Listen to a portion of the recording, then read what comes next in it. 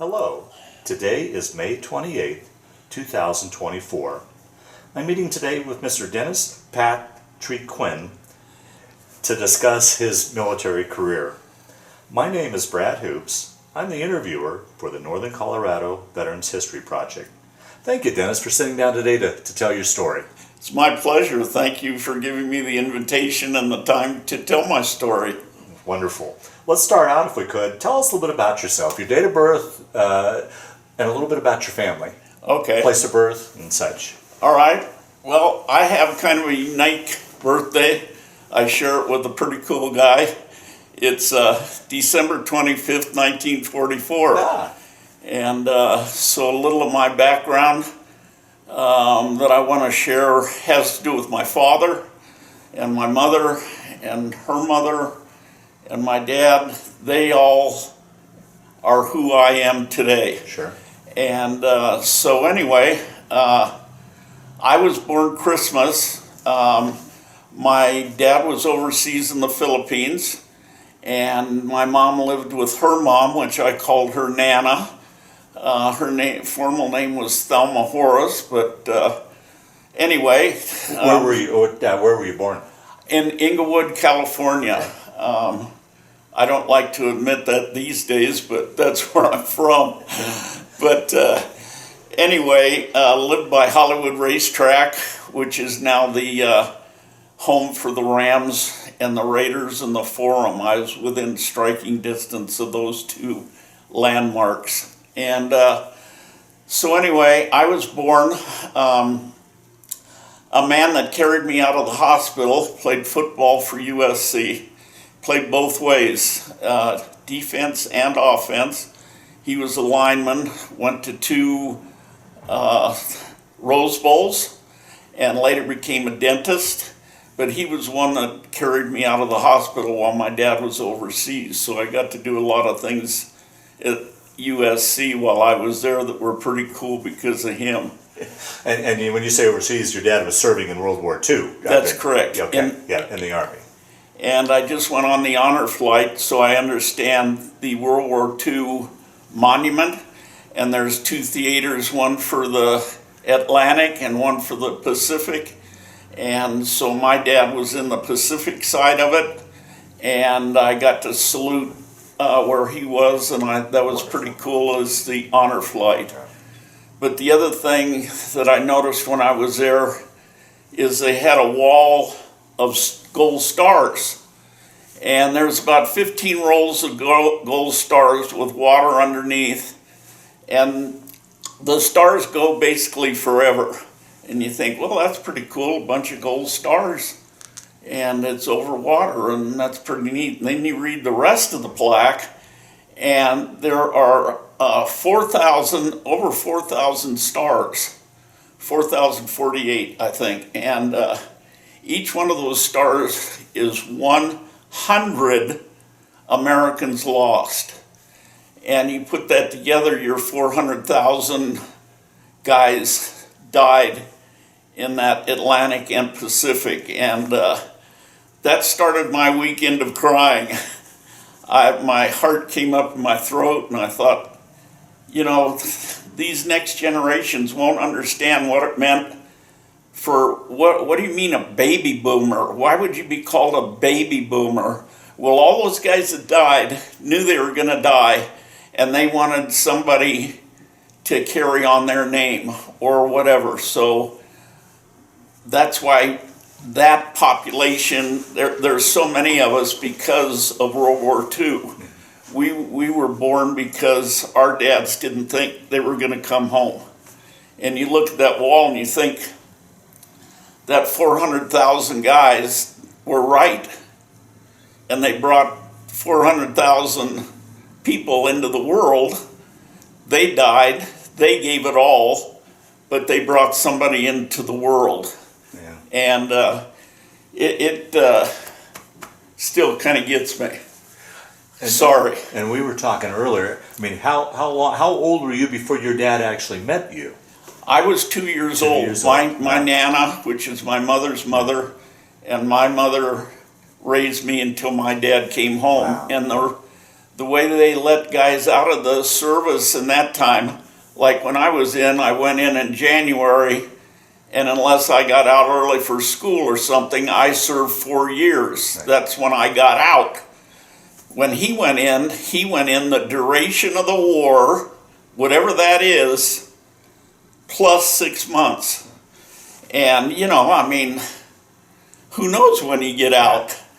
So it's pretty, that whole, they say World War II guys or something, that whole generation was something. Yeah.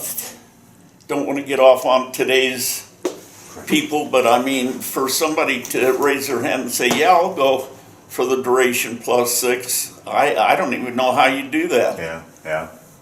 So talk a little bit about your early life growing up in California.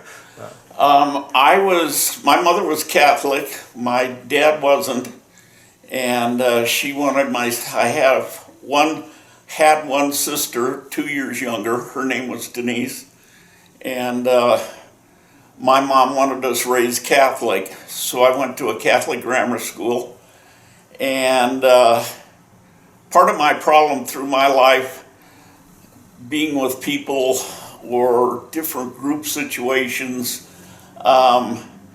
is that I have a very large white and a very large black area, that being good and this being evil, and I have a little tiny gray. And it's best in this day and age to have a large gray, and well, you know, that's kind of good, but this is kind of bad, and who really gives a darn? But I've lived my life, this is right and I'll fight for it, and this is wrong and I'll fight against it, and there's who really cares kind of thing. That's not who I am. And it's been difficult, but I learned it in Catholic school. I learned discipline. I was an altar boy, served weddings, served funerals, served a lot of things.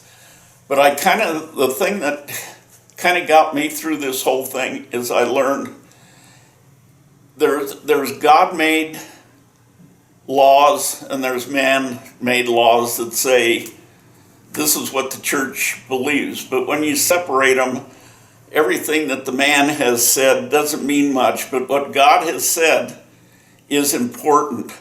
So I've kind of put myself, instead of me worrying about, well, I got yanked out of this and I'm into this, why did I get yanked out of this to be put into this? It's basically not my will, but thine be done.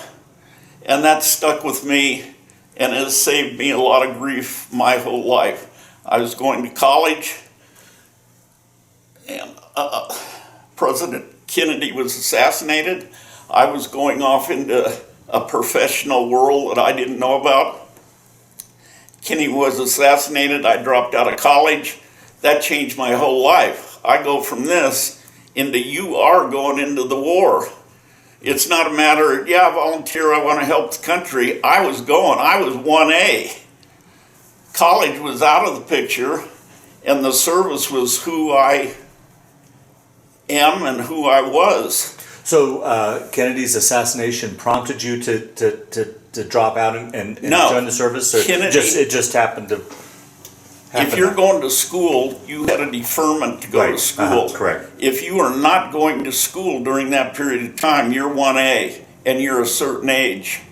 That's what the draft is all about. Right. If you're going to school and you're working to be an officer or you're working whatever over here, you go ahead and do that Right. if you can accomplish that. But if you aren't, you're 1A and you're being drafted. And that's where I was when I turned in my papers. Well, but you said you dropped out of school to join the service? Or? Yes. Yeah. It just happened to Oh, be it just happened to be on the day. Oh, okay, All gotcha. the women were crying, and I thought they were crying because I was dropping out of college. And I thought, I can re-enroll, man. What is this? And they were all crying because they were watching TV monitors, and Kennedy was assassinated. So How did that affect you personally? Well, once you found out, realized what was going on. I mean, his assassination, and of course him being our first Catholic president. Did it have much of an effect on you?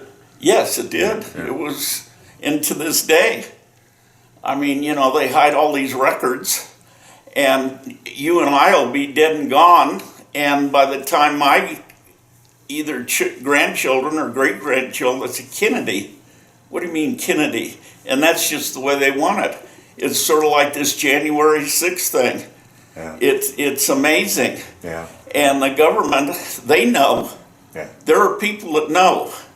And the single shot and the pristine bullet and the thises and the that's and the, come on. Yeah. You know, I mean, but they don't want us to know, and by God, we don't know. Yeah, right. But as far as me, I was Republican, basically, but I thought Kennedy was a good guy, PT commander, you know, got hurt. He was a hero. He was a war veteran.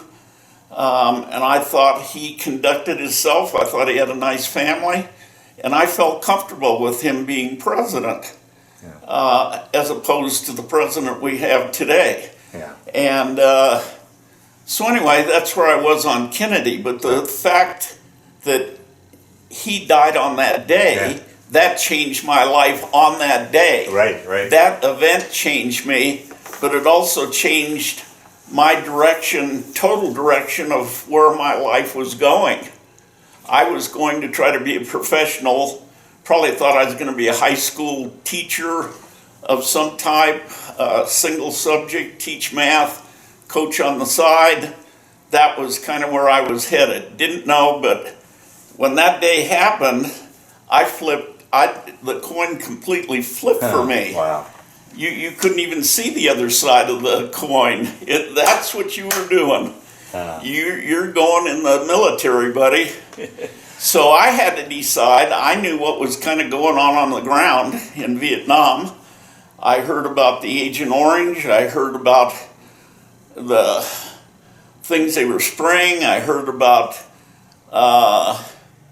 being shot by your fellow soldiers, not only the Viet Cong, but your own guys are shooting you, the drugs. So there were two other guys in my same thing, and the Navy offered what was called a buddy plan. And they said they'd let me go through my birthday, and they'd let me go through New Year's. January 2nd, we were on a bus going to San Diego. And it was called the buddy plan, and they kept us together in boot camp, and we did our thing, and it kind of helped to get through because you could talk to somebody. Did you get through with all those guys? Because everybody I've ever heard that went on the buddy program were offered the buddy program. So they got in the military, they split them up. After we get through boot camp, never saw them again. Yeah, be darn. Yeah. One went to an oiler or something, and another one never have. I've talked to one of them on the phone once, but no. Yeah. Boot camp, we were together, but after that, you go your own way. How was that transition for you going from civilian life into military life in boot camp? How was that whole transition? Well, with my Catholic background, I knew discipline. Oh, okay. And one of the things when I was in fourth grade, there were three of us that went up to one of the nuns and we petted her habit. And he said, "You know, sister, do you know why we're petting you?" And she says, "No." And we said it was Be Kind to Dumb Animals Week. Well, here we go to the principal's office, and we're standing in front of her desk. Sister Eileen Mary, she just passed away. And one of my buddies was born with only 3 fingers. That thalidomide or whatever it was affected him, and he had only James Dennis. I still remember his name. So Sister Eileen Mary pulls out her drawer and gets a metal ruler. She came around, James Dennis stuck her. We had meetings with her, and she still remembers seeing those 3 fingers, but she whacked him and whacked me and whacked the other. So that was my introduction to discipline. So you had plenty of it going in. I had plenty of it going in. Yeah, it wasn't yeah. like nobody's ever yelled at me or nobody's ever torn my, your cabinet and you have to put it off. And my dad kind of said, you have to go in, it's kind of a game. It's to get you ready, and it's to filter out the guys that can't handle that stuff. So if you just show that you can handle it, They aren't there to kill you. You aren't going to have any marks on you, but they want to see where your head is. So that helped me a lot, because some of the stupid things that they had in boot camp, I mean, you know, like you had strings to hang your shorts or your t-shirts, and they had to face a certain way, because the Marine Corps was this way, so your fly had to be tied open towards the Marine Corps camp, and you had to have 2 fingers between each knot. And if your leader came through, and they would yank the whole, start all over again, you know. But so anyway, it wasn't anything that was going to hurt me. Yeah. It was to find out whether I could make it on board ship and not be a total idiot. Gotcha. So that's the way I approached it, and I didn't like it. It wasn't a whole lot of fun, but I went through it and I got done, and they saw me as kind of a leader, and I think I had a crow and a couple of things, whatever that means, in boot camp. So that was boot camp for me. And then so after boot camp, where'd you go from there? Did you? I had enough college that I qualified. They gave me a test, and anyway, they came up with something. They said, "We think you'd be a good quartermaster." Oh. And I didn't even know, you know, from my dad's side. I told him, and he says, "Oh, you're passing out uniforms," because that's what they do in Right. the Army. Yeah. But in the Navy, quartermaster is navigation. Yeah. And I enjoyed it. Got to shoot stars, learn how to shoot stars, do an azimuth, be on the helm during unreps. Have always had the charts going in and out of the harbor, or being out just a straight DR from here to here and go a week on a straight line from here to here. It's unbelievable how big that ocean is, man. Yeah. Uh-huh. I mean, I can't tell you, I sit on that wing and just nothing but blue coming into blue. That's all you saw was blue coming into blue. And nothing, just and this Longbeach was big, and that sea would get so rough that the bow would come out, and as it's coming down, the water starts coming over, and the props are going whack, whack, whack, whack, whack, whack, whack. And then the bow comes up, the prop comes in the water, and you go, and then you go like this, and then you hear slap, slap, slap, slap, slap, slap, and all over again. I mean, for a week. How was that very first time you went to sea? Did you get your sea legs, or? Oh yeah. Yeah. It was kind of, the first ship I was on, it was kind of small, and you had a wheel and a lee helm, and the OD stood here and the quartermaster was here. It wasn't very big, but they put these boatswain mates, young guys that didn't have too much going for them. They put them on that helmet, and they got sick on this little ship, and that puke would run across the back of the bulkhead, up the bulkhead, down across, back over the other side, up this side, and those guys would make them stand there for 4 hours, just puking. And no, you aren't getting off, man, and their clothes are all full of paint and red lead and the whole thing.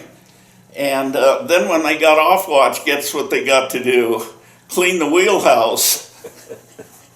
Go back and get an hour of sleep and come back and do it all over again, man. I mean, it was crazy. Just to stand there with 4 hours of puke running across the back of on the deck, up the bulkhead, on the deck, up the bulkhead, and that's the way it was. That's what you did. So you after boot camp, you went off to quartermaster school? I did. Okay. So I came out a seaman. When you come out, when you go in, you have 1 stripe. When you come out, you have 2. And then when I went to school, I had 3 stripes with a little, looks like a helm. Okay. That's the quartermaster symbol. So when I went on board ship, I was an E3 quartermaster. I wasn't just an E3 with nothing. I had a job to do, so I was put with quartermasters. Okay. Yeah. And then from there assigned right to go to sea, or after? Well, that's another funny story. I don't know how much tape you have in that thing, but I lived by LAX. So if I joined the Navy, I could be in San Diego, I could be in Long Beach, I could be in San Francisco, and I'd be home every weekend. Nice. And I think, this thing's starting to look a little better. Hawaii's West Coast duty. So my first ship was Honolulu, right across from the U.S. Arizona. Our wow. pier was right across from that. And so anyway, then we went back to flipping the coin. Maybe this isn't too cool because I wasn't home every weekend. Right. But it was, $80 a month, and you go on Waikiki and see some cute little darling, buy her one drink, and that's it for the month. You're pretty much spent some time in the EM club, trust me. CC with beer backers. A lot of trips down the pier. Yeah, so from there we went deployed, and our assignment was the southern tip of Vietnam. And we had 2 PCFs, which is Patrol Craft Fast, had 3 guys on board and a 50 cal, and they went up rivers looking for... So you would offload them and they'd go up the... Yes, okay. And then these guys would shit, shower, and shave and get some food, and then either a day or 2 days, whatever, they'd come back and that crew'd get on. And I don't know... was 22 or 23 at that point, born in 44, and 66 or 67 is how I'm. Sure. And I said, anybody want to go on a PCF? So I got to go on that, and it was pretty wild. I mean, some of those guys, man, they put their nose down in some of these little wooden things that you wouldn't even know, and but anyway, it was pretty cool. It was pretty wild, and got kind of scary when they started firing off that 50 cal on a river, not a very big river either. Well, when I think of these riverboat excursions, Yeah. it reminds me of the shooting gallery at a carnival. Yes. I mean, I don't know how you guys got through something like that with enemy on the banks. When you figure it out, let me know. Yeah. I was a guy in the boat, Yeah. and I didn't understand it. But at 23 years old, I thought, man, this is pretty cool. And I didn't really ever see anybody killed. I didn't see anybody drug out. I didn't see any, I don't even know what the hell they were doing, to tell you the truth. I just went for a boat ride. And so anyway, our main mission was to sit on the tip of Vietnam and do the PCF, but we were also supposed to look for Russian trawlers, and they were supplying Hanoi. So our job was to get on the bridge. I was up with signalman. You get on the light, and when a Navy ship challenges you, it's by law, you have to come back and say, I'm XYZ, and I'm going from ABC to wherever. Okay. That's that by law, that's what they have to do. Ocean, the whole thing. Those are the rules of the ocean. So you get on the thing, and these guys are on the bridge flipping you off, and you knew they were Russian trawlers. You knew they were going, and so you get on the horn, and you say, hey, we think we got a Russian trawler. They won't answer. We think they're going to Hanoi to unload, and they're Russian. So you figure, okay, well, let's start loading up and nailing them. They'd go up, unload, come back past us, back to Russia, a day or two out, and you get a ring. Hey, that sounds like a Russian trawler. Go ahead and... That's when I decided, you know what, this isn't for me. I'm giving you 4 years of my life, but if you send me over here and I'm supposed to keep stuff from going to Hanoi and you won't let me do it, this is crazy, man. And my son Craig, who you know, has similar stories in Iraq. I mean, you see some asshole digging a hole on the side of the road. He's not planting daisies. And you get on the horn and you say, I think somebody's planting a bomb on the side of the road. And, 10-4, we'll look into it. And then your buddy gets his legs blown off in a Humvee. You see him, when you should have been able to just pick up something and nail him. Yeah. To me, that drove me crazy. If I was doing something and I was accomplishing something, I'd go all day long. But to sit there and watch Russian trawler after Russian trawler after Russian trawler, yeah, man, that looks like a Russian trawler. You need to blow that thing out of... Well, he's already back in Russia reloading. Wow. It gets a little old. Yeah, no doubt. So anyway, you're in for four, so you just bite the bullet and get through.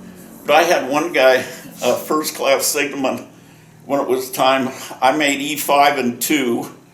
I made, got my first chevron and a crow on this Falquot, USS Falquot, and then I made E5. And so I went home on leave, and I went to the Longbeach Naval Base, and I went on the USS Longbeach, which is 10 stories, where I worked was 10 stories above the water line. And they had a thing in the Navy that if you had a guy your same rate and your same amount of time in or amount of time left, you could do what was called a lateral. If he wanted to go to your duty station, you could do a lateral. So I went up on the bridge, and there was a second-class quartermaster, and I went up to him. I said, I'm interested in a lateral, buddy. How about you? And he says, where are you? And I said, I'm in Hawaii. And he was from Alabama. And he says, I've always wanted to go to Hawaii. I said, this is your lucky day, man. You pack your bags, you're out of here. So he went to the Falquot, and I came to the Longbeach on a lateral. And I was LPO. I had about 8 other quartermasters on me. I had a chief over me and a navigator. But this ship was unbelievable. I mean, it was nuclear power. It was fast, had guided missiles on it. Just unbelievable ship. It was. What type of ships were the Falquot and the Longbeach? Falquot was a DER, which is Destroyer Escort Radar. And what they were done, they had a DER. Their mission during World War II was to go out in front of the fleet, and the rest of the fleet's back here. So if the Japs saw some Navy, DERs were supposed to get blown up. Wow. I mean, that's kind of why they were, to save the rest of the fleet, they were kind of, well, mine made it through, unfortunately. It didn't get blown up. But it was small and just a little cork out in the middle of it was unbelievable, man. When you have a round pipe where you do the forecastle, and that's on the bow, and that's going into water like this, and you're coming up and you're going down, and after 3 or 4 days it calms down, and you go down, and that round pipe is level with the deck. That's pressure. That's a lot of pressure. I mean, if you put your hand against a flat wall, that's something, but for water to hit, I don't know. Yeah. It was always something to me, because we were always straightening that thing to get the jack up, And so anyway, this Longbeach was, you'd get on the pier, man, and you would walk, and you would walk, and you would walk. I don't have the dimensions. I don't have it memorized, but it was one big ship. That's all the description we need right there. Oh, man, it was. But to be out in the middle and see, like I said, the blue coming into the blue, and yet you'd see that bow of that ship come up, go down, and the ship just The rattle. screws come out of the water, right? And the screws come out, and you hear thump, thump, thump, thump, thump. Then the bow would come up, and the screws would go in, and then you'd shake, shake, shake, shake, and then you hear thump, thump, thump, thump, thump, and then just day after day like that. You wonder what, I mean, I know how they build them, and I know how they stay together. That's not what I'm saying, but Yeah. still, knowing that, how they stay together. Well, I mean, just trying to live in those conditions. I think it drive you crazy after a few days.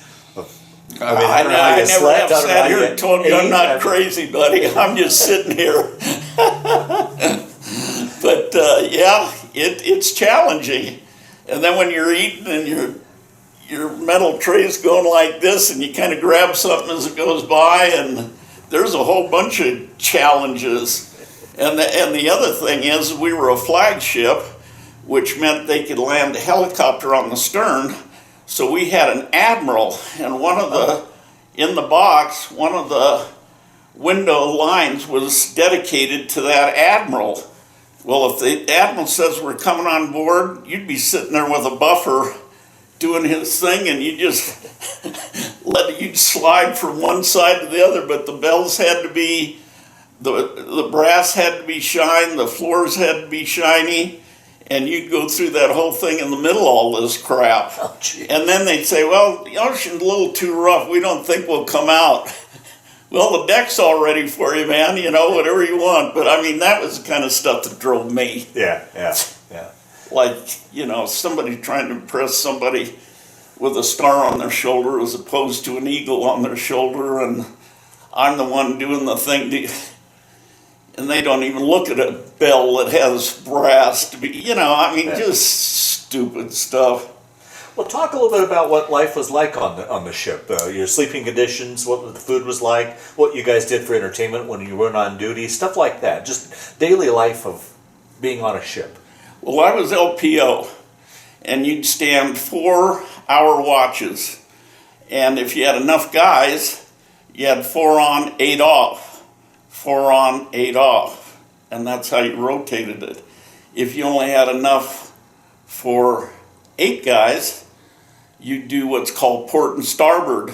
You'd be on 4, off 4, on 4, off 4.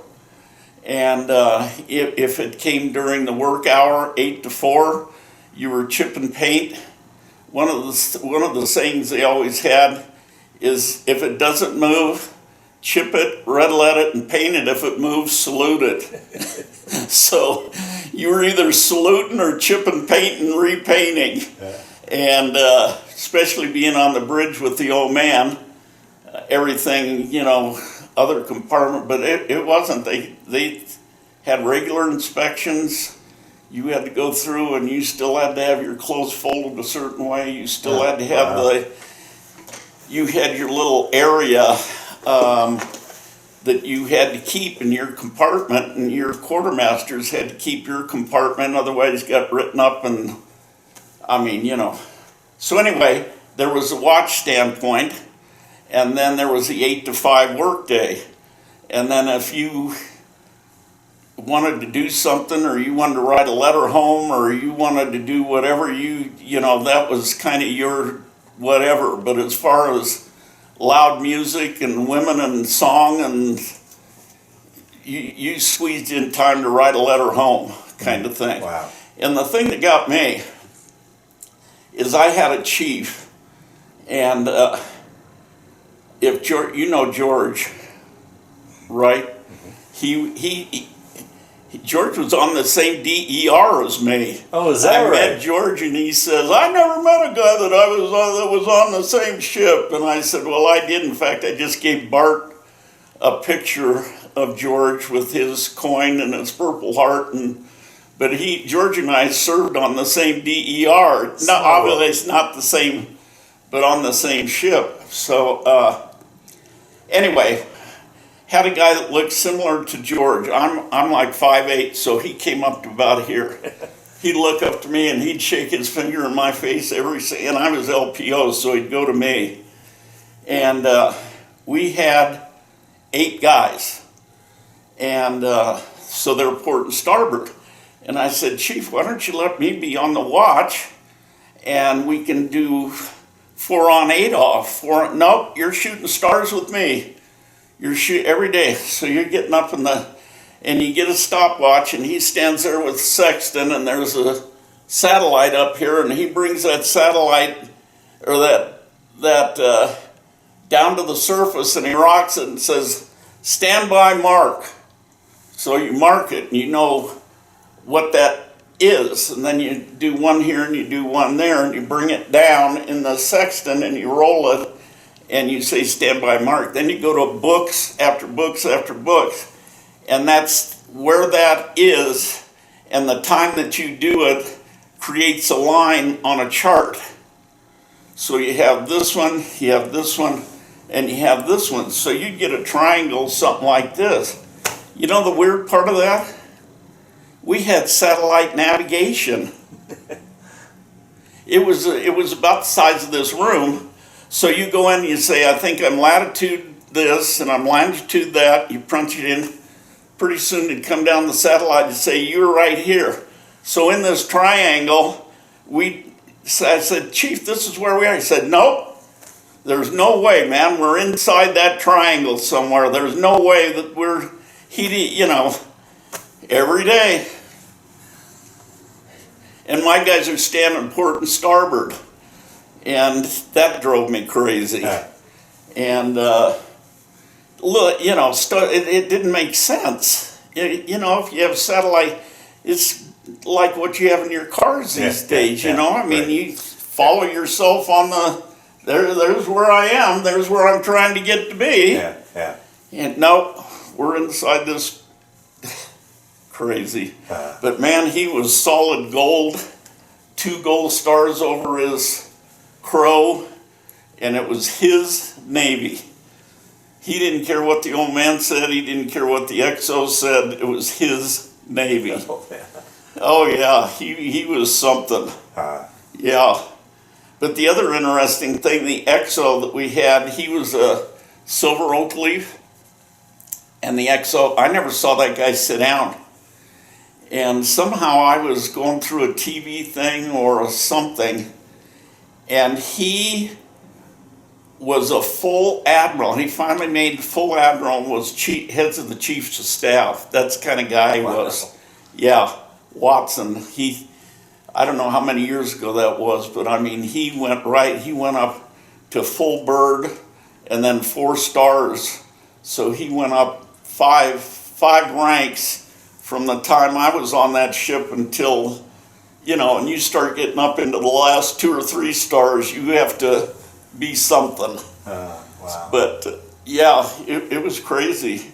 The other one was cool. They had a Dependence cruise, and I got to take my mom and dad. Wonderful.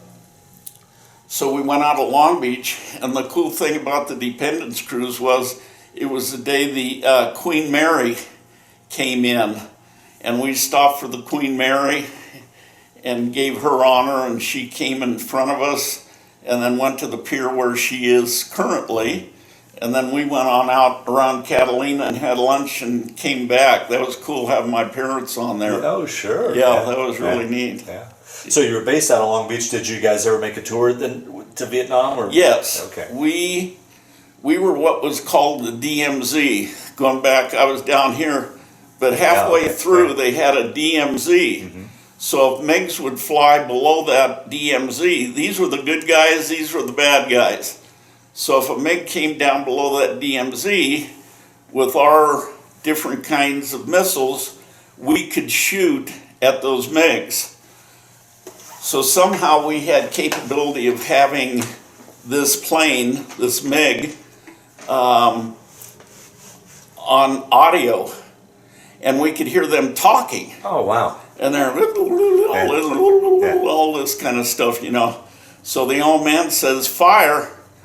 And we had to have a Navy pilot somewhere in the area following that MiG and watching our rocket. And if it hit, that Navy pilot was the difference between us getting a ribbon and not getting a ribbon.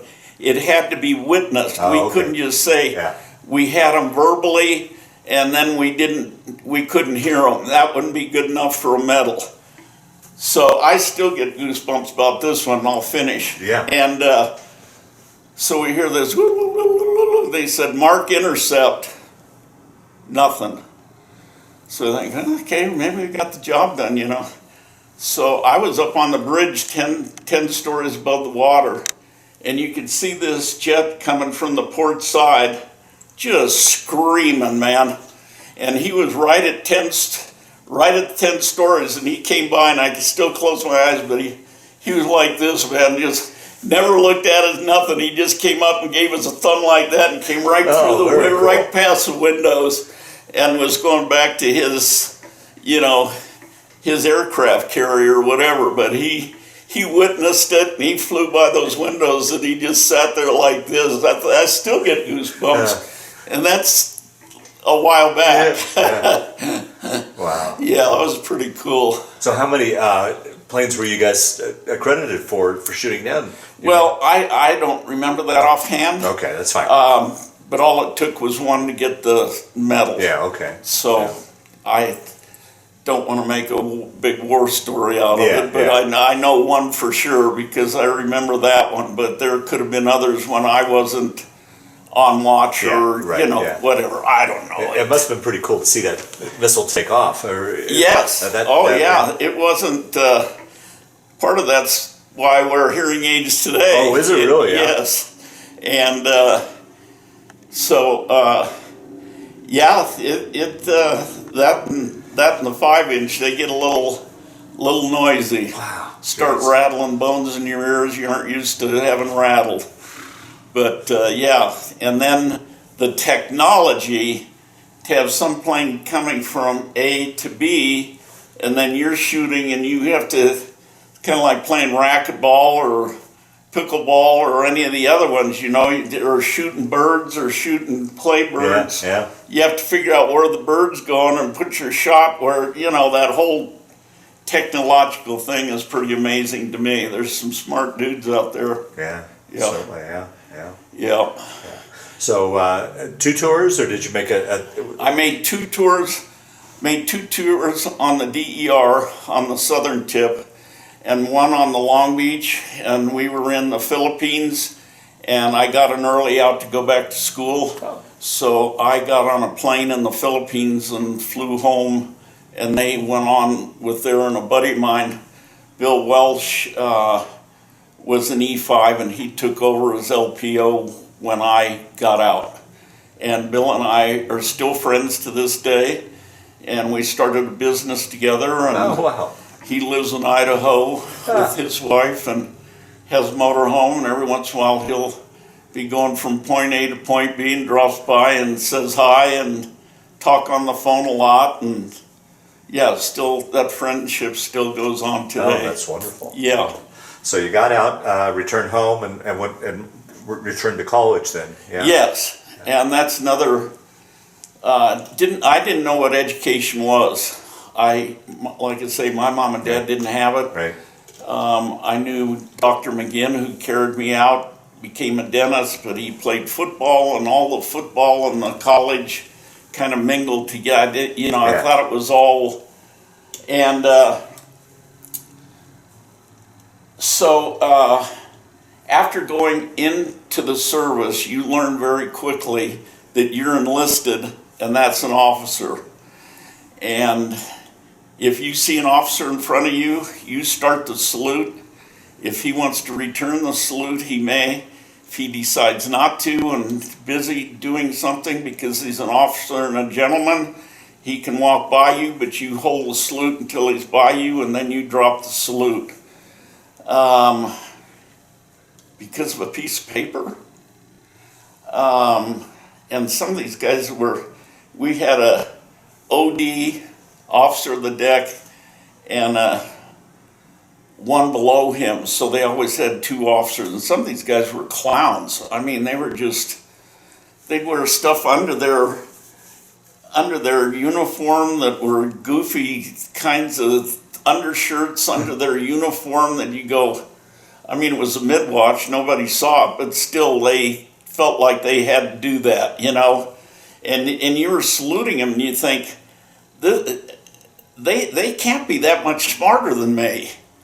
I mean, I'm not a genius, but I mean, all it is a piece of paper. And if you jump through the right hoops, it doesn't necessarily make you smart, but you jump through the hoops in order to put your foot in the door. And that's what I got out of it. They ate on plates. They were in pressed uniforms.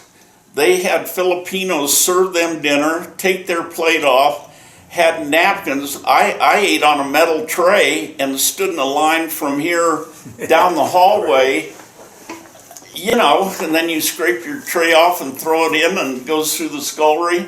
And these guys are sitting at a table with the old man having all the silverware in the right place, and I'm going. So anyway, I figured it out that college wasn't going to make me smart, but it was going to put something in my hand that I could get through the door. My example, if I wanted to be a teacher, I can't go knock on that door and say, hey, I'd really like to teach elementary school. If I don't have the piece of paper, I don't have the 5th year degree, I can't knock on the door. Yeah. I could be a D teacher, I could be a C teacher, I could be a B teacher, or I could be this really excellent teacher, but they're all there. Yeah. They're all teaching. But without that paper, I don't get the chance to do that. Right. So that was my mental thing. And whenever I came back, I was on the dean's list every single time. Wow. And before Kennedy was assassinated, I would just stand there treading water. Yeah. But after 4 years of seeing what it was to have a gold band on your hand and be an officer and a gentleman because of the piece of paper, I said, okay, well, I stood all these watches, I shot all these stars, I did all this, you give me a math problem, why wouldn't I try to figure it out and get the best grade I can get? Yeah, that's pretty easy. So anyway, I got my BA, I used the GI Bill, got my BA, and then I found out in this town next to me called Hawthorne was giving an exam. They had 4 openings for firemen, and they had over 200 applicants, and I finished somewhere in the 4. And so I got on the fire department in 72, and we're running up and down this with some Curlex and a 4x4 and a fishing tackle box, and you'd watch somebody die, and you'd think, man. So in 75, I don't know, do you know about the paramedic program and how it was started? It was started in Russia, and their theory is that if some guy's having myocardial infarction or a heart attack, if they could put them in an ambulance and give them some MS and calm them down and transport them to the hospital in a code 2, their chances of making it were 70 or 80% higher than, oh my God, the guy's having a heart attack, trying to get the sheet. And sometimes they'd mess up and throw the sheet over their head, and they figure, okay, I'm dead. All kinds of things could happen. So that's what started the paramedic program. And LA County picked up on it. And the fire department didn't want it because they wanted to stay fire and put wet stuff on the red stuff. And all us guys kind of, oh man, that'd be kind of cool. You have dispatch, all you have to do is buy a van or something and throw shit in there and give me some training and I'll do it. So it was kind of funny. They started at a station within a mile of Hawthorne, Little Lennox, and the big guys figured, we'll send these rebels. They don't respect the scrambled eggs on our hat. And I walk in there and I'm a chief. I've got crossed horns, and they tell me to set up an IV bag. Who the hell do they think they are? Pissed them off. So they said, we'll send these guys, they'll never make it. Well, that's exactly what you wanted to be a paramedic. Yeah. It wasn't the guy, mamby-pamby guy that went down the middle. You wanted the guy that was, screw it, man, we're going to figure out what's going on here and start ripping stuff apart and get to, that's who it was, and these guys made it. And I used to serve with guys, ones. I remember there was ones and threes, so when you got finished, you got a cert number. And that stays with you your whole life. And so in '75, we talked the city into adopting the program. And they sent us to Big County for the paramedic program. And I was, 315 was my cert number. I'm like, God damn, 300 guys, man, that's a lot of guys out there. And but I took it. That's still my cert number. But I go to something tonight, and like when I went on this honor flight, it said, "Any of you guys paramedics over there?" "Yeah, I'm paramedic." I said, "What's your cert number?" 1,395,400. I said, "Mine's 315." They said, "You are an old fart," and they're right. But So you guys were one of the first programs in the nation then? yes, Wow. yeah, and. Well, they had a program out, what was it, Rescue Aid or something? They had LA County, and they used to, that was a TV series. Oh, emergency? Was it Emergency? Yeah. That was, I did my training on a unit like that. Okay. Sat between both of them, and this one guy, man, he put his foot to the pedal, and they just tear those rigs up, man. It was unbelievable. And Haney, never forget Haney, his feet were this long and he'd put his foot on that thing and it never just... So, but it was cool. It was one of the neat things I did, and I won't bore you with all of them, but during training, they sent us to the women's hospital and they wanted us to understand what a contraction was. So they had a Hispanic woman, and they said, "Put your fingers," because it's a hospital and it was training. And they said, "You don't have to push, just put your fingers on her stomach. And when you feel it harden, that's what a contraction is." Well, this woman kind of gave it away. She'd start, she'd start yelling at the contraction before we could feel the... But anyway, they said, you'll probably never see it, but the most difficult one that you might see is a footling breech. So you just kind of let it go in one ear and out the other and figure, okay, everybody's going to be looking down, going to spin them a little bit and then deliver them, and then everybody lives happily ever.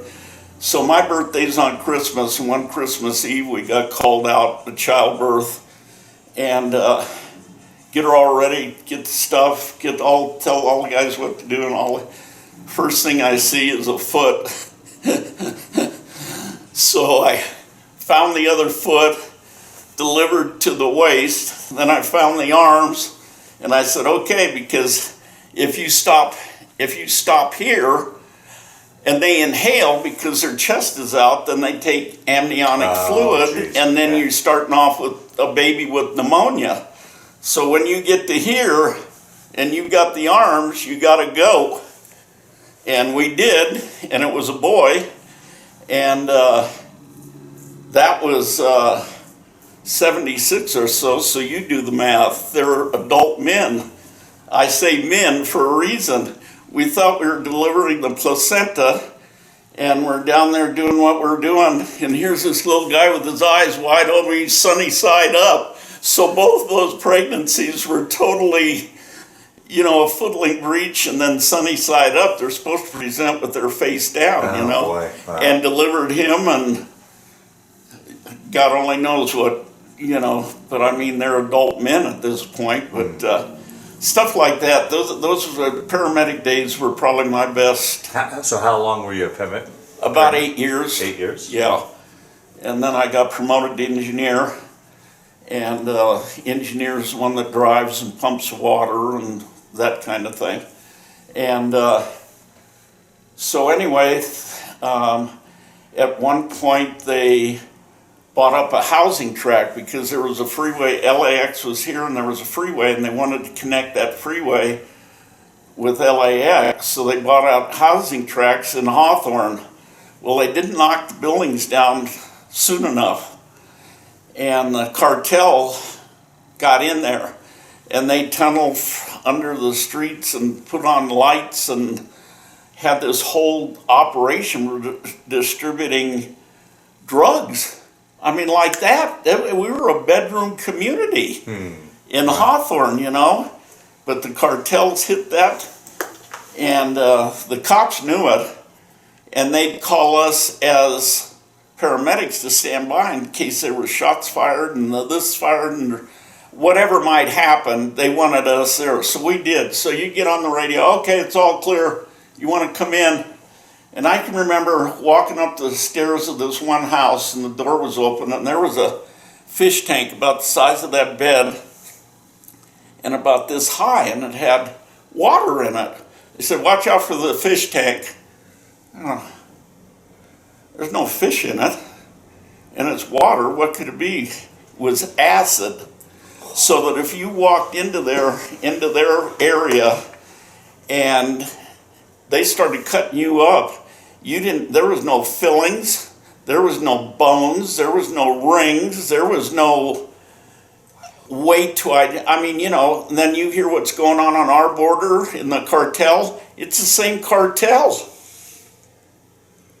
It's the same cartel. And they say, oh, these guys are brutal. And everybody says, well, how the hell brutal can they be? I know how brutal they can be.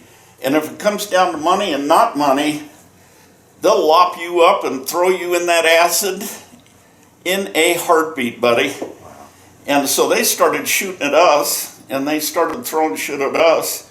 And I said, you know, so I got out, and I went back to school, and part of my getting out was to get my 5th year, which is a teaching credential. And I got that at the University of Redlands, got my 5th year, and then got a job at a little town called Colton in California, pretty low economic kind of an area. And one more time, kind of circling back to what I said at the beginning, I asked God, I love being a fireman. I love, you know, but God wanted me out of there to help these kids. So I said, not my will, but thine be done. And that's what got me through, because I could have laid on the floor and kicked my feet, pounded on the walls and do all kinds of stuff. But I thought, okay, God's taking me out of this fire department that I love. He wants me to be a teacher for some reason. I don't know what it is, but we're going to find out. And I did. And I felt like I helped quite a few people. Wow. I really, not everybody. Yeah. Not, I mean, you'd send 2nd grade homework and it'd come back 2 + 2 is 5. You know, I mean, these people didn't want their kids to be educated. They wanted them to learn to be a mechanic or painting or cutting lawns, or education had nothing in their life. It meant nothing to them. Wow. You have to get a job to bring in income. So from that standpoint, it was challenging because you didn't get much support from home. And the idea was to give homework, so you teach 2 + 2 is 4, and you go home and mom and dad tell you 2 + 2 is 4. It kind of becomes part of that student that 2 + 2 must be 4. Well, you tell them 2 + 2 is 4, they go home, 2 + 2 is 5. Who do you think they're going to listen to? You know, it's like peeing up a rope. Yeah. It gets crazy, but like I say, I didn't get to everybody, but I got to quite a few. And the reason I know that is we'd have open houses, and younger brothers or sisters and the ones I used to teach would come. Hi, Mr. Patriquin, how you doing, man? I'm doing really good. I'm playing track, I'm running track, I'm playing football, and doing good in school. That's good, man. Good. I'm glad to hear that, that'd be that very kind of satisfying. thing. Yes. Yeah. But like I say, not everybody. Yeah. But Yeah. it was different because I was in a fire department where you work 3 days in a 5-day cycle. So, and then you get a 4 days off. And you did all kinds of stuff. You fought fire, went on rescues. On your 4 days, you'd go water skiing or go snow skiing or go fishing or go. As a teacher, you'd go in your classroom, do your thing, lock the door, and go home. Come back the next day, go to your classroom, and as long as the principal didn't come walking through, you just close the door and go home and come back and do your thing again. There wasn't that camaraderie Oh, right, yeah. that I missed. And Sure. same way in the Navy. Right? But that's where God wanted me, so that's what I did. How many years were you in education then? 20. Altogether? 20, wow. Yeah, and I was a fireman 20. Really? Yeah, and so during that time, I got my master's in PPS, which is personnel services, which meant I could be a counselor. I never did that, and I figured if these kids are that goofy, I wasn't going to be a principal, because if the kids, where the kids learn it. And so I never wanted to get into administration. I just stayed in the classroom and let the rest of that stuff go by, because it wasn't my cup of tea. Sure. I just couldn't even, it's always your fault and you're the one messed up, and it's not my little Willie, it's you guys, kind of thing. And okay, whatever. So, I had a couple of parent-teacher conferences. Had this one girl. I'd tell her, okay, we're going to do some history. Turn to page X, Y, Z, and she says, I'm going to sue you. I'm going to Catholic school. I'm going. How does a 4th grader say that to an adult teacher? Yeah. I'm going to sue you. Okay. Okay, we're going to do math today. Turn to page. I'm going to sue you. So anyway, there was a little girl we had a drinking fountain in the back. She was getting a drink, and this girl came and leaped on her back, and I thought she was going to get impaled on the old drinking fountain cover. Yeah. She'd get impaled, so I grabbed her by the arm and pulled her off. Well, the principal was Hispanic, and this little girl was Hispanic, and she, look what Mr. Patriquin did to my arm. Well, here comes the cops. Here comes you're stay in your classroom until we call you. They call me the officer, and this one officer, he says, I can arrest you. I said, go ahead, buddy. What are you going to arrest me for? Well, I can arrest you. I said, go ahead. I wasn't afraid of him at all from my background, I mean, if you got something, go for it. If you don't, shut up. So they put me off, and they told the case, and I told the case, and they decided I was right and she was wrong. And during the course of the investigation, this girl was in 4th grade, and she already had a gang name. Her name was Cockroach. So after it all comes together, you kind of figure out, at the time you're going, why is this, I don't understand why, I'm going to sue you. Where's that coming from? Home. Yeah. Home. Had another one, a little blonde girl, they'd sit in the class and they'd take the pen and they'd write all over. Like, don't do that. You're a pretty young lady. Don't write all over. It's time to have a parent-teacher conference. Call him in. Dad opens the door. He's got tattoos up his neck, under his nose, around his forehead. Yeah, what do you want, Mr. Patriquin? Nothing. Wow. Nothing. Have a good day. And then I had one little girl, she'd tell her to open, she said, I ain't gonna do that. You're in the 4th grade, what do you mean you ain't gonna do that, So same thing, time to have a parent-teacher conference. So I tell the mother tell your daughter to turn to math page so-and-so, and she says, I ain't gonna do that. And tell her a couple more, and she says, Mr. Patriquin, I'm going to go home and talk to her tonight and tell her I ain't going to put up with that no more. There's another one. After a while, you don't have the conferences. I mean, it's like nose on your face. That's where these kids, if you aren't getting it from home, so I don't know. Yeah. From that standpoint, that was one side of the coin. The other one there, I help people, but there were those that you just shake your head and wonder, where are you? And you know where they're coming from, and nobody can do anything about it. Yeah, wow. So after that retirement, 20 years, did you go into full retirement mode or on to another career? my wife did many horses, and we have a grandson that she started around 5 or 6 with these minis and taught him how to show and whatnot. And so anyway, she was doing that and then kind of phasing out of that. And my son Craig, who you know, lived here, and I was flying back and forth hunting and fishing with him. And my wife's biological daughter lived close down by the Air Force Academy in Black Forest. And she called one day and she says, "Mom, I've got a cutest house on 5 acres with pine trees on it, and if you don't say today that you put some money down on this thing, it's gonna go." So I looked at my wife and she looked at me and we said, "Go for it." We bought the thing without even looking at it.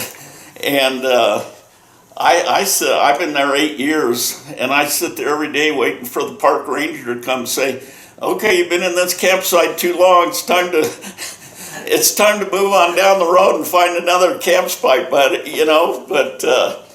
it's beautiful. I get to hunt and fish with Craig. In fact, just fished with him yesterday and set up. I got a turkey a couple of weeks ago. Do you know Saul? No. Got a turkey, got a deer. Since I've been here, I've never ever done anything like that, And so he and I are putting a boat together and Nice. bought a motor for it for some of the lakes around there. And we do what I call a slush fund. Like if you come to me and say, "Hey, Dennis, you want to go to fishing in Mexico?" Well, I don't have the money in my pocket, but if I put $300 to $500 a month in a slush fund, and I have a little pocket of money, and you say, "Hey, you want to go to Mexico?" "Yeah, we can do that. I'll go with you."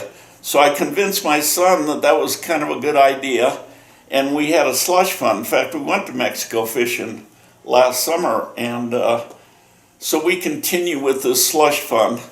And if a trip comes up, we have the money to do that, as opposed to, "God, I'd really like to do that, but I don't have the money," kind of thing.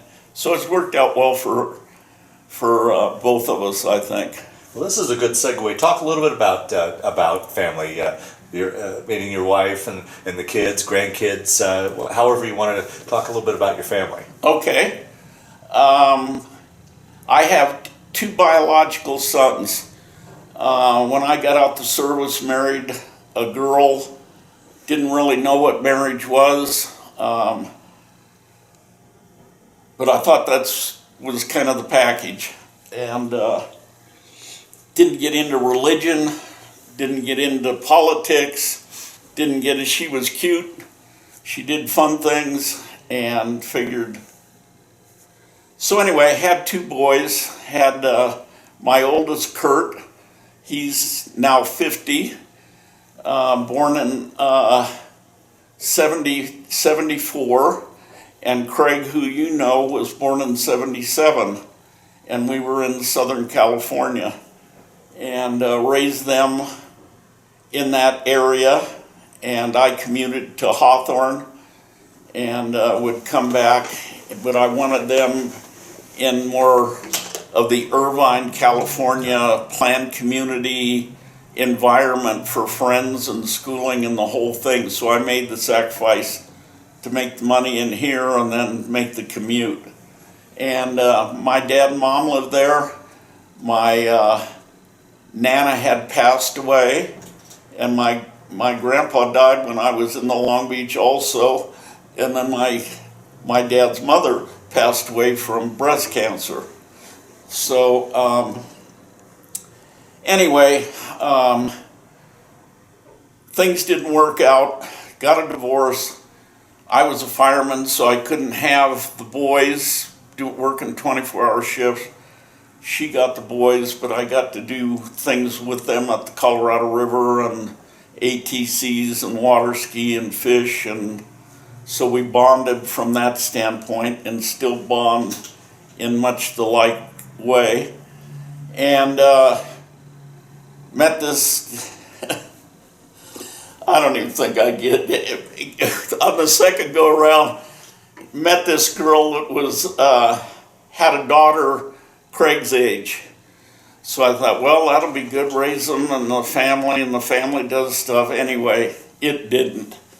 And we were divorced in front. They came and cleaned the house out and did this, and they had a picture of Kurt and Craig and this Jamie. And I can still remember the vans going down the street, and Craig was sitting there with this picture, and he was cutting Jamie out of the...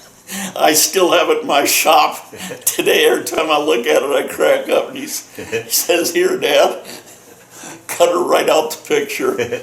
But anyway, finally figured on the politics and the religious and the whole thing, met my current wife, and we've been together over 20 years and have the religious thing that you don't have to explain Easter and you don't have to explain any of the numerous things. And she's very supportive of my boys, and she has 3 biological children, and I'm supportive of those children, helped raise her youngest. And so that's kind of it. And now both my boys are here in Colorado. In fact, I just went fishing with Craig yesterday. I was at the memorial at Berthoud at the cemetery yesterday. Bart asked me to put a wreath, and I took that as an honor, so got up and dark 30 and came to put the wreath on, but I'd do it all over again in a heartbeat. So anyway, does that answer that one? Yeah. Okay. So 2 sons. Yes. And any grandchildren? Yes. Another interesting one. I don't know if you know this about Craig, but he was married in the Army, and he was on tanks, and his wife drove heavy equipment. Well, they were going to Iraq. He was on the original invasion, so they were shooting this into their arms and legs, and she was getting this into her arms and her legs and all this. So they get together with a sperm and an egg, and she delivers, and people, have you named the baby yet? And they, yeah. And anyway, they had a little guy, 19 years, just turned 19, so they had to change because now he's legal. But you could, during our interview, if you laid him on the floor over here, he wouldn't move. Hasn't moved for 19 years. And this woman, I will tell her, I tell my wife, I'll tell any other woman that's watching, this woman, if it wasn't for her, Hunter wouldn't be alive. She kept that baby next to her side literally 24/7. They still to this day feed him through a tube in his stomach. And they all attribute it to the inoculation? Yes, I do. I'll go to my grave believing it. The government says no, but still they give her a stipend to stay home and take care of Hunter and keep her mouth shut. But they were the first on Carson to have this, and they call it a syndrome, okay? If I ask you what's Down syndrome, you can say, well, they look this way, they have a life expectancy of this, they can get about this far. They just said he has a syndrome. And it comes down to an X and Y chromosome or some, I don't know. But I know Hunter, if I could drive you to his house right now and I know exactly where he is. He's laying in front of the TV, and they have the TV on, and he's laying in front of that TV, and he has for 19 years. And this mother, she still picks him up She's just a little thing, and Hunter's getting to be a pretty good sized guy. Picks him up, puts him in the van, and she's remarried, and remarried a police officer who's very supportive and helps her, supports her with Hunter. And so anyway, and then Kurt has two biological sons. One, my wife taught how to do horses and took him under her wing, and to this day he loves horses.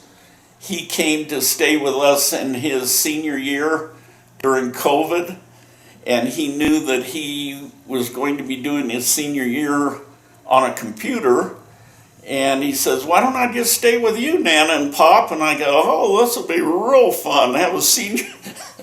Anyway, that's what he did. He never left, and still rides horses. Still, he works for USAA, and he thinks he wants to be a pilot, and starting in on that. But he has his own truck, and he has his own horse trailer with living quarters in front, and only 19, so he knows what he wants. I tried to talk to him about education, but he's not. His dad wasn't education, and he's not education. So I just backed off. I mean, Yeah. you can only do so much. And then the youngest son was always a good athlete. Played a lot of baseball. Good hands, not real big, but good hands. And he lives in Southern California. And kind of the start of this pickleball thing. You do any pickleball? No, but I No. know. Yeah. You know what it is. Well, he's a professional. Wow. He's like ranked 18th or 19th in the world. At 19, he's the youngest, and all these guys go, "Oh God, look at how fast his hands are, just lightning." And he's small enough that I wish he was a little taller to reach a little further on the court. But he's at 19, he has so much room to grow, so much coaching that can help, dieting, weightlifting, all those things. I mean, I think the sky's the limit for him. I really do. Oh, wonderful. He's already making like $200,000 a year. They're flying him all over on private jets and staying at this special place and that special, so very proud of all of them. Very good. Yes. Very good. Yeah. Well, I know we've probably only got the tip of the iceberg on your story, but is there anything that I didn't ask you that you wanted to talk about, or any of the stories that have floated at the top that you wanted to talk about, so that we get a pretty good well-rounded version of your story, or do you think we have pretty much covered everything? I think we pretty much covered everything. Okay, good. I may have got a little too windy on some of them, and I apologize, but Well, the last question I always like to ask everyone is, when you look back at your military years, how did that change your life, affect your life, play a role in your life, or do you just look at it as just one of the chapters in your life? How would you answer that? it changed my life. It definitely changed my life. Coming out of high school, you're kind of treading water. You don't rather swim to that end of the pool or swim to that end of the pool or that side or whatever, and you're just, I don't know. I mean, my mom was a housewife. My dad worked for the telephone company, and I think what I've seen is a lot of times guys will go into whatever their parents went into or how they're channeled to go. I'm not knocking my parents. I have the greatest parents in the whole world, okay? That's not what I'm saying. Yeah. But I wasn't channeled. I didn't, my grandparents, my grandpa had a bakery, my grandma in Osawatomie, Kansas, worked in the bakery. And when the Depression hit, my grandpa couldn't say, no, if you can't buy it, you can't have a loaf of bread, so he'd give it to the kids. So they came to California because of it. In fact, my dad's name was Chalky Patriquin. Chalky. Well, back in Kansas, they had a little swimming hole, mostly black guys, and he was white. So all those guys he was swimming with called him, he looked kind of chalky. So in fact, he had it on his license plate, Chalky. So how the military changed me, I wasn't scared, but I learned what education meant. I always thought the only people that had a degree were probably the smartest people in the whole world, not knowing what it took to get the degree. So I learned what a degree is, and I also always thought a doctor had to be the smartest guy in the world. But there's A doctors, and there's B doctors, and there's C doctors, and there's guys that got through with D minuses. But when they get all finished, you say, "Hello, doctor, how are you?" Yeah. You don't say, "Hello, A doctor." Yeah. You don't say, "Hello, D minus doctor." They're all doctors. So to me, it was that piece of paper. That's what made him a doctor. So I was willing, since I figured I'd put my time in for 4 years and I could do that, and I never got busted. I never got in trouble. I just disciplined myself to make sure I accomplished that end. So that's how it changed me. I saw the difference, how you're treated. You can either walk in the room as an enlisted man, a slob, or you can walk in a room and you're an officer and a gentleman and people stand up. And it all has to do with a piece of paper. Yeah. Yeah. So anyway, that helped me. When I go, I'm not intimidated by a doctor anymore, and I'm not a doctor. I don't know what that doctor graduated as, and if I have something to say to them, I can say it to them. I'm still respectful. Yeah. They have the paper, but I know they're a human being. They're just another human being Right. with a piece of paper in their hand. Yeah. And I was a human being without the piece of paper. So I had to get the paper. And I got my master's. And at 80, I probably won't get the doctorate, but I'm about 6 units shy of having a PhD. But Wow. they'd still call me dipshit. They wouldn't call me Dr. Patriquin. They'd, especially Bart. But anyway, never got that far. Never saw a purpose for it. Yeah. But yeah. Very good. Well, Dennis, I want to thank you for sitting down today to tell your story, but just as important, I want to thank you for your service to our country. It's my pleasure knowing people like you and knowing that you live in a free country. It's my pleasure to serve you. Good.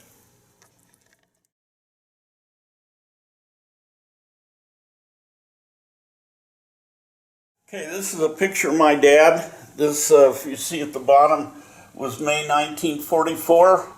This is my dad right here. He was in the Philippines. And this was May, and I was born in December of 1944. And you said that was it was 2 years before you would actually meet. Yes, before he had to serve the duration plus 6 months. So at the same time, this is my mother, who I love very, very much. She was the sweetest person in the whole world.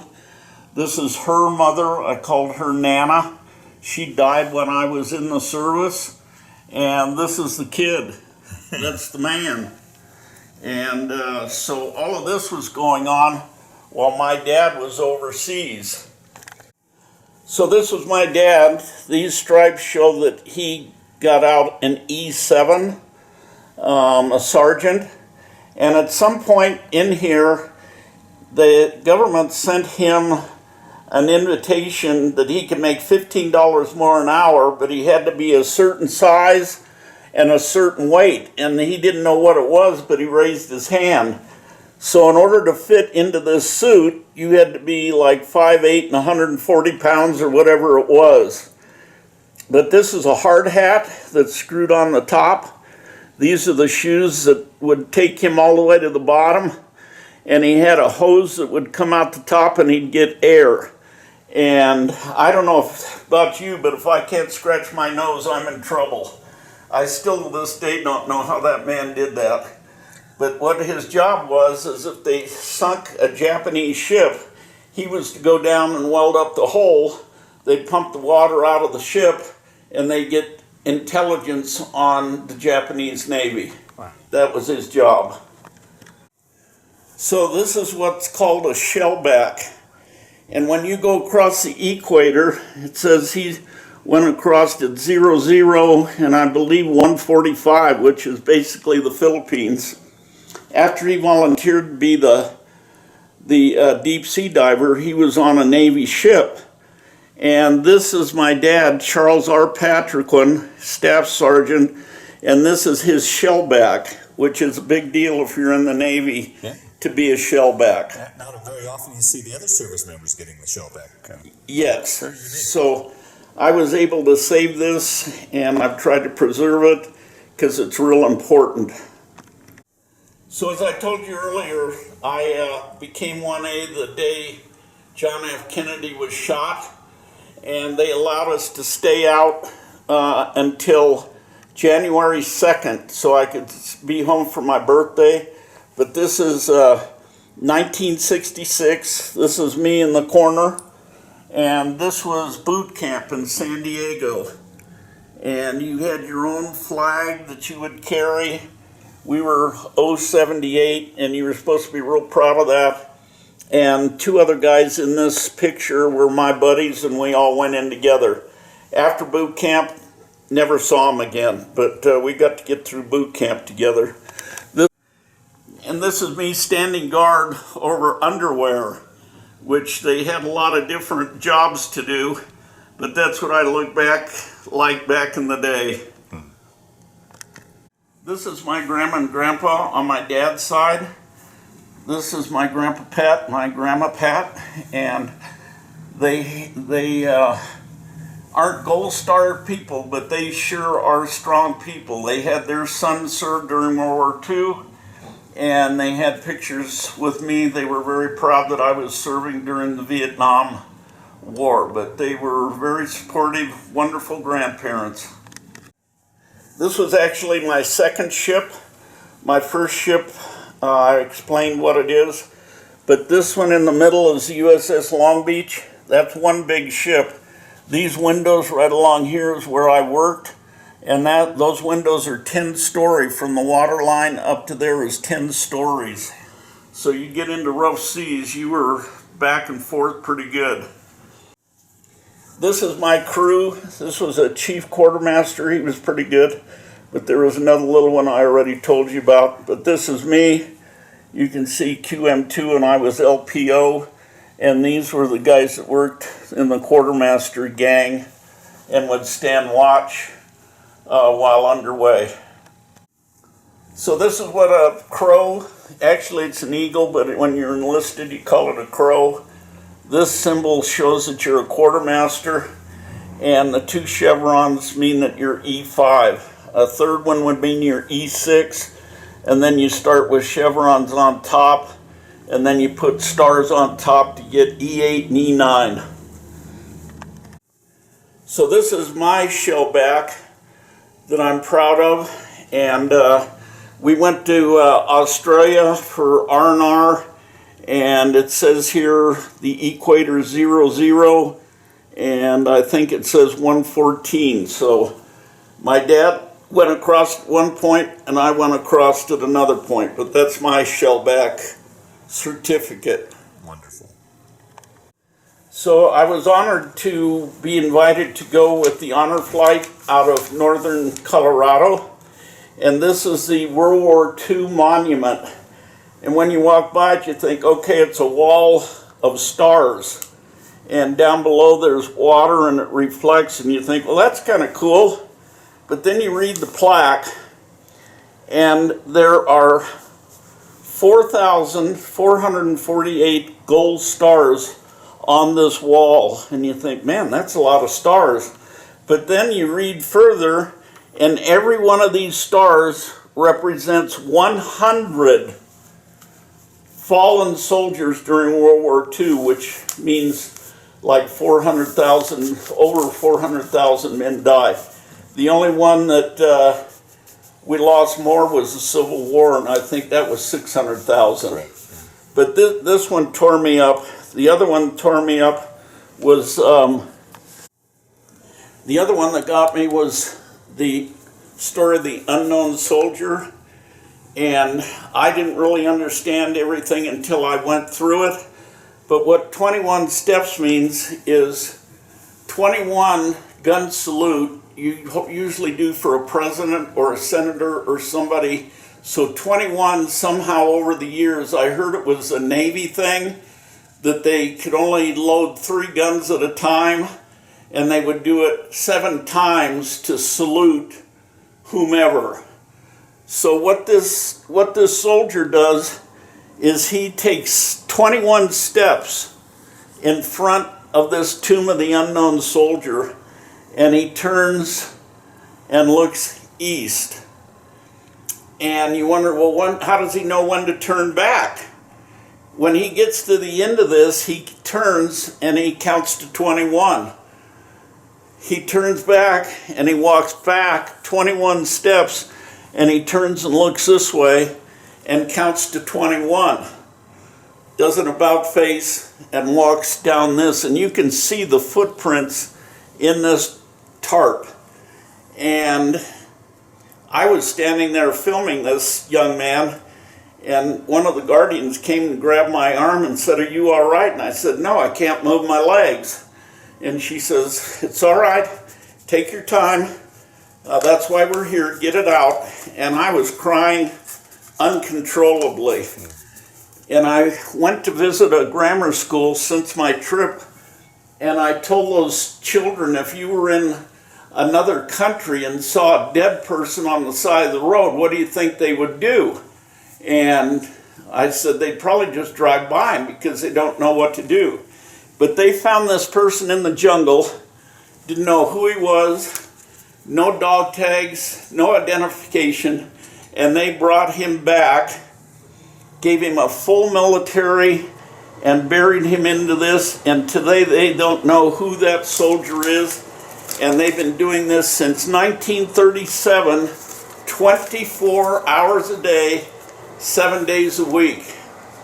Sun, sleet, snow, rain, 21 steps. About face, 21 steps since 1937.